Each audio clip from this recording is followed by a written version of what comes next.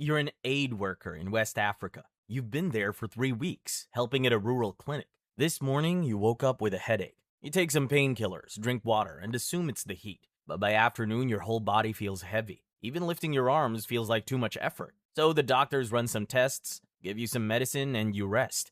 But none of it helps. Because what you actually have is Ebola. And it's been quietly multiplying inside your body for 5 days already. Here's what it has been doing to you this whole time. Your blood vessels are basically long tubes that carry blood to every part of your body, and the inner walls of those tubes are lined with a thin layer of cells that keep everything sealed. Ebola hunts those lining cells down and destroys them. As those cells die, small holes open up in the vessel walls. Because of that, blood starts leaking out and your blood pressure begins to fall. At the same time, your immune system is trying to fight back. It sends out its defender cells to attack the virus. But Ebola does something that most viruses cannot do. It can possess the defender cells and take control of them. Those possessed cells then start flooding the body with emergency signals.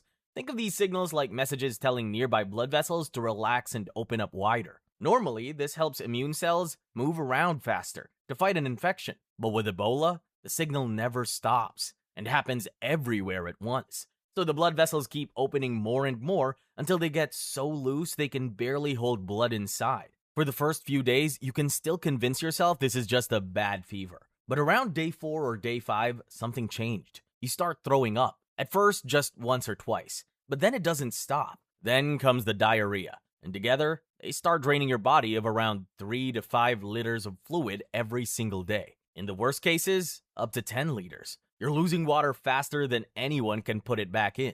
And that's only the stuff you can see coming out of you, because inside, there's something worse. With the vessel walls now destroyed throughout your body, your blood starts forcing its way out wherever it can find a gap, from your gums, your eyes, through needle puncture sites, and bleeding heavily from deep inside the gut. With that much fluid and blood gone, your blood pressure drops even more. Your kidneys need steady pressure to clean waste from your blood, so they start to fail. After the kidneys, the liver follows them. Because Ebola also directly infects and kills your liver cells. Without the liver, your body can't make the proteins it needs to clot blood properly. So the bleeding just gets worse. Eventually, the combination of organs shutting down, fluids drained, and blood loss getting worse, your heart can't maintain enough pressure to keep going. Somewhere between 6 and 16 days after that first headache, your body finally gives out. But even the people who survive don't fully escape them. As one survivor put it, it ain't over even when it's over. Doctors call it post-Ebola syndrome. About 75% of survivors still deal with joint pain, headaches, muscle aches, blurred vision, and crushing fatigue.